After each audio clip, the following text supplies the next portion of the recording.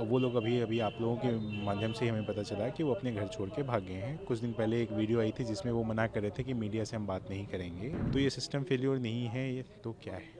मेरे भाई ने अंतिम इच्छा जाहिर की है कि अगर उसे इंसाफ मिल गया तो मेरी अस्थियों को गंगा में बहा दिया जाए, और अगर उसे इंसाफ नहीं मिला तो कोर्ट के बाहर ही गटर में उसकी अस्थियां बहा दी जाएं। और अगर न्यायालय के जज के पोस्ट पे अगर बैठे हुए लोग अगर करप्शन देने लग गए तो फिर न्याय की उम्मीद तो छोड़ देनी चाहिए।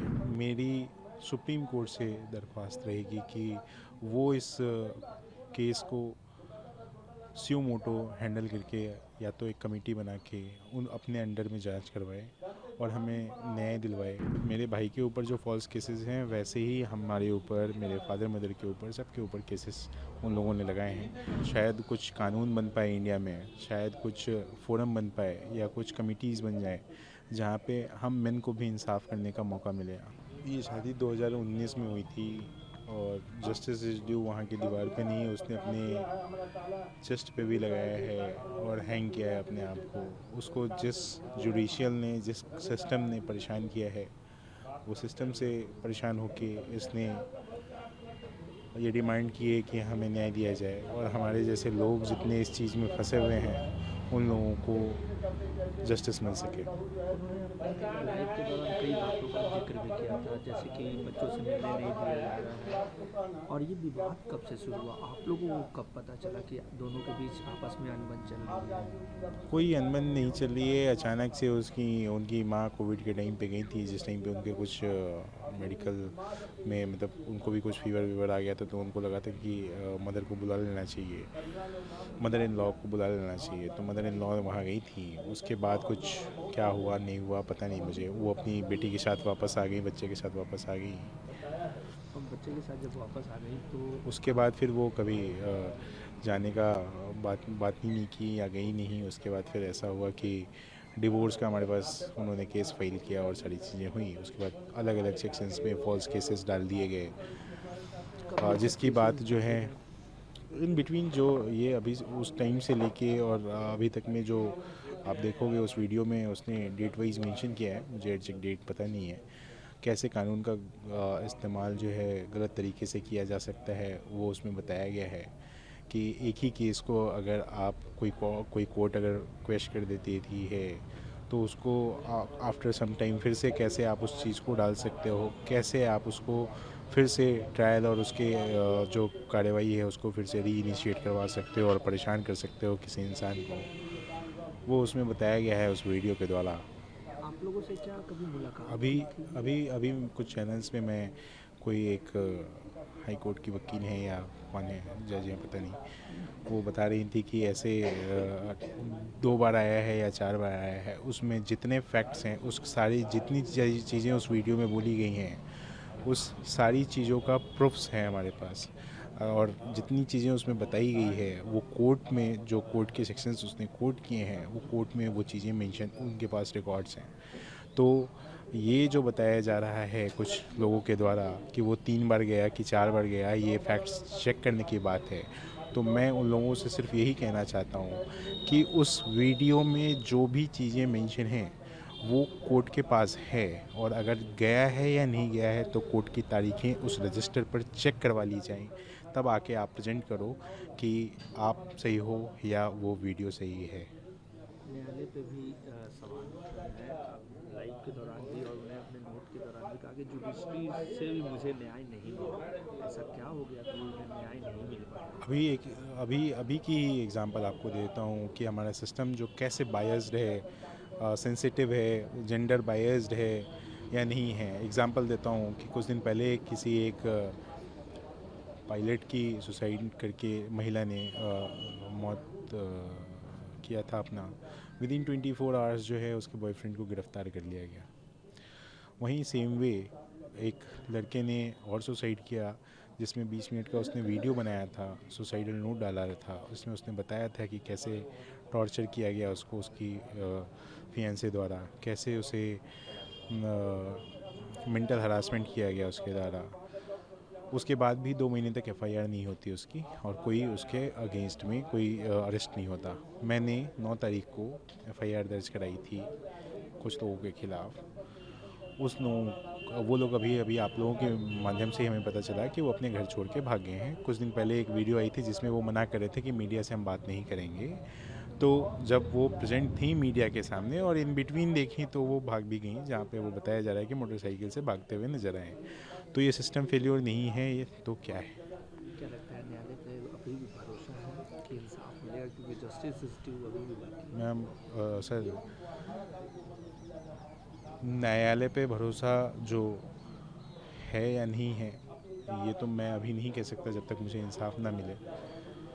मेरे भाई ने अंतिम इच्छा जाहिर की है कि अगर उसे इंसाफ मिल गया तो मेरी अस्थियों को गंगा में बहा दिया जाए, और अगर उसे इंसाफ नहीं मिला तो कोर्ट के बाहर ही गटर में उसकी अस्थियां बहा दी जाएं, क्योंकि उसके बाद तो मेरे लिए भी कुछ नहीं बचता कि मैं कुछ इंसाफ मेरे लिए भी बचा होगा। फिर मुझे लगता है कि अतुल सुभाष जैसे बहुत सारे लोग इंसान जो इस इंडिया में हैं उनको भी भरोसा उठ जाएगा इस न्यायालय के से।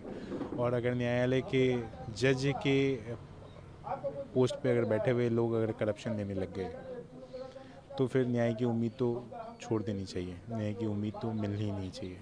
जज का भी जिक्र उन्होंने किया था जी, कि कोई जज है जो पैसे लेके सेटल नाम के साथ जज का मेंशन है और उसके प्रूफ्स भी हैं अवेलेबल। तो मेरी सुप्रीम कोर्ट से दरख्वास्त रहेगी कि वो इस केस को स्यू मोटो हैंडल करके या तो एक कमेटी बना के उन अपने अंडर में जांच करवाए और हमें न्याय दिलवाए, और जिसके भी नाम उसमें मेंशन हैं अगर वो गिल्टी होते हैं तो उनको सख्त से सख्त कार्रवाई दी जाए। मेरे भाई ने वीडियो में कुछ बताया भी है ऐसा कि कुछ ऐसे भी डॉक्यूमेंट्स हैं जिसपे उन्होंने साइन किया हुआ है और वो बता रहे हैं कि ये तो हमें पता ही नहीं कि हमारे वकील ने कौन से सेक्शन में फाइल कर दिया है केस। हमने ऐसा नहीं किया है, बट हम नहीं करना चाहते थे। तो मुझे ये बताइए कि कानून ऐसा भी कहता है कि अगर आप किसी कानून के बारे में नहीं जानते हैं और आप उस कानून के खिलाफ कुछ काम कर देते हैं तो ये माना नहीं जाएगा कि वो कानून आपके खिलाफ नहीं लगेगा, चाहे आपको पता हो या ना हो। शायद जहाँ तक मेरी जानकारी है यही कानून है। मैं एक एग्जांपल से आपको कोट करूँ कि अगर कोई ये कहता है मर्डर करने के बाद कि जी हमें पता नहीं कि सीआरपीसी में कौन सी धारा के अगेंस्ट में जो है ये जुर्म है, तो ये कोर्ट नहीं मानेगा कि आपको पता नहीं था इस वजह से आपको बेल दिया जाएगा, ऐसा नहीं है। तो मैं यही कहना चाहता हूँ इस माध्यम से। अंतिम बार कब बात हुई थी उनसे आपकी, या आपके फादर मदर की कब हुई थी? जिस दिन उसने सुसाइड किया उसी दिन हमारी बात हुई है। सुसाइड का जो टाइम था वो अप्रॉक्सीमेट 2 बजे के बाद ही था, क्योंकि मेरे पास जो मैसेज आए हैं और वो सारी चीज़ें आई हैं वो 2 बजे के अप्रॉक्सीमेट आई है। मेरी बात शाम के 6-7 बजे के आसपास हुई थी। पापा की बात जो है वो रात के 9-10 बजे, 9 से लेकर 10 बजे के बीच में बात हुई थी, करीब करीब 1 घंटे। जैसे हमारी नॉर्मल बात होती है वैसे ही उनसे भी बात हुई थी। तो हमें ऐसा कोई आभास ही नहीं था कि वो ऐसा भी कुछ कर सकता है या उसके मन में ऐसा भी कुछ चल रहा है। इससे पहले क्या कभी कोई ऐसा आभास आपको हुआ, या फिर कभी वो कुछ कभी बताना कभी चाहे? कभी ऐसा कुछ एहसास ना मुझे हुआ ना मेरी फैमिली में किसी भी मेंबर को, मेरे ना फादर को हुआ ना मदर को हुआ। इवन मैं उनके कुछ फ्रेंड्स के टच में हूँ जिससे वो बहुत अच्छे से बात करता था, रहता था, करता था। उन लोगों को भी कोई ये आइडिया नहीं रहा, या वो जिस कुछ ग्रुप्स के साथ जो जुड़े हुए थे उनके कुछ लोगों से भी मेरी बात हुई है। उन लोगों को भी ऐसा कभी नहीं लगा कि ऐसा भी कुछ हो सकता है या वो ऐसा कुछ कर सकता है। आप लोगों पे भी पता चला केस हुई थी डाउरी एक्ट की, क्या ऐसा कब हुआ था? मेरे भाई के ऊपर जो फॉल्स केसेस हैं वैसे ही हमारे ऊपर, मेरे फादर मदर के ऊपर, सबके ऊपर केसेस उन लोगों ने लगाए हैं, और ये सारे के सारे केस जो हैं वो फॉल्स केसेस हैं। और मुझे जो लगता है कि जो फॉल्स केसेस लगाए गए हैं और जिसने इस फॉल्स केसेस को लगाया है और जिसने इस तरह से प्रताड़न किया गया है मेरे भाई को, उन सब के खिलाफ एक्शन होना चाहिए। लोगों को एक ऐसा सबक मिलना चाहिए कि मैं जो सेक्शंस लगा रहा हूँ वो लगाना उचित है या अभी नहीं है। अगर ये एक्शंस हो गया तो शायद हमारी जुडिशियल जो है वो कुछ चीज़ें ठीक हो जुडिशियल से। कोर्ट से तो आपने मांग कर दी, देश के प्रधानमंत्री और बिहार के मुख्यमंत्री से क्या मांग करेंगे, क्योंकि ऐसे अतुल सुभाष तो बहुत होंगे? मेरे भाई ने जाने से पहले सुप्रीम कोर्ट ऑफ इंडिया को एक मेल किया है, प्रेसिडेंट ऑफ इंडिया को भी मेल किया है। उसमें अपनी बातें उसने कही है और शायद वो मेल्स उन तक पहुंच गई हो, तो शायद उस मेल्स को पढ़ के उसमें जो डिटेल्स उसने मेंशन किया है, शायद उसको पढ़ के कुछ चीज़ें उनको लगे, तो शायद कुछ कानून बन पाए इंडिया में, शायद कुछ फोरम बन पाए या कुछ कमिटीज़ बन जाए जहाँ पे हम मेन को भी इंसाफ करने का मौका मिले, हम मेन भी जाके अपनी इंसाफ की गुहार लगा पाएँ। वुमेन एम्पावरमेंट के चक्कर में लॉ को ऐसा क्रिएट कर दिया गया है, ऐसा बना दिया गया है जहाँ पे सिर्फ़ और सिर्फ वुमेन की बात की जाती है, मेन की बात कहीं किसी को करने का राइट ही नहीं है। तो जो निर्भया कांड हुआ था, उस निर्भया कांड के बाद आपने लॉ के प्रोविजंस को इस तरह से बना दिया गया है कि आज वही प्रोविज़न को मिसयूज़ किया जा रहा है। सुप्रीम कोर्ट ने 498A का हवाला देते हुए कहा था कि 98% केसेस जो हैं वो फेक हैं। क्या ये सही नहीं है? क्या इसके बाद कोई अमेंडमेंट नहीं होना चाहिए था एक्ट में, या ऐसा नहीं है कि इसमें कोई कानून बननी चाहिए थी? क्या लगता है कि सरकार और कोर्ट जो मांग आती है, जो जस्टिस है, वो मिल जाएगा? उम्मीद है सिस्टम पे अभी भी? मुझे सुप्रीम कोर्ट ऑफ इंडिया पे भरोसा है कि वो इस चीज़ को अगर वो हैंडल करें अपने एंड पे या अपने कमेटी द्वारा बनाई गई है, तो हमें जस्टिस मिलने के चांसेस हैं।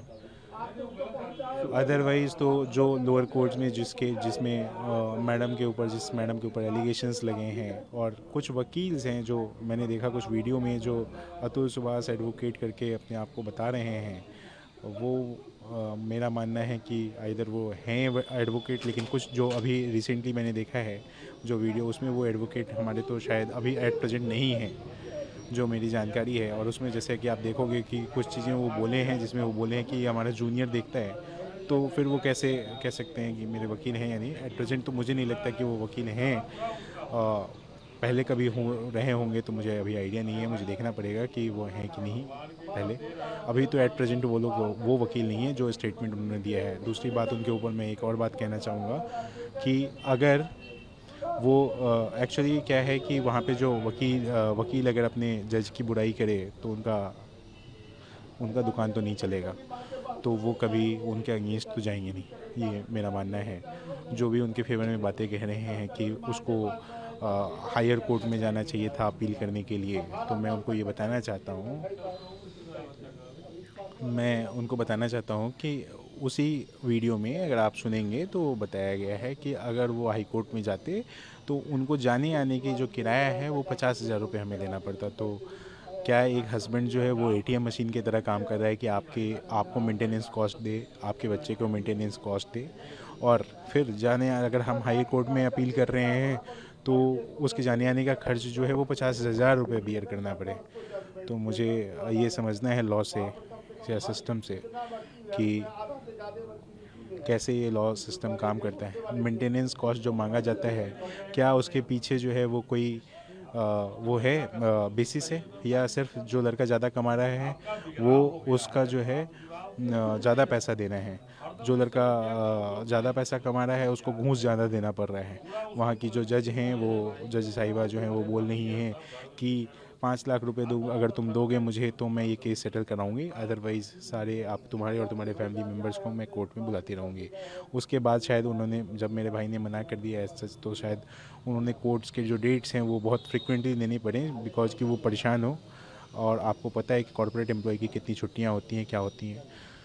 तो कॉर्पोरेट छुट्टियों की वजह से वो जब डेट्स मांगता था पेशकार से कि भाई मुझे सैटरडे दे दिया जाए, वो सैटरडे नहीं देता था। 500,000 रुपये उससे लिए जाते थे। पेशकार जो है वहाँ पे वो 500 से 1,000 रुपये लेता था, बिकॉज वो पैसा ज़्यादा कमाता है। बाकी और लोगों से वो 50 रुपये चार्ज करता है, बिना 50 रुपये चार्ज किए हुए वो किसी को डेट नहीं देता है। ये उस वीडियो में मेंशन है। तो आप इस चीज़ को वेरीफाई कैसे करेंगे? ये सुप्रीम कोर्ट ऑफ इंडिया अगर वो संज्ञान लेती है इस चीज़ पे, तो मुझे लगता है कि ये भी चीज़ किया जा सकता है कि कैसे वो पैसे लेते हैं, या फिर कैसे आय से ज़्यादा उनके पास एसेट्स मिलते हैं या नहीं मिलते।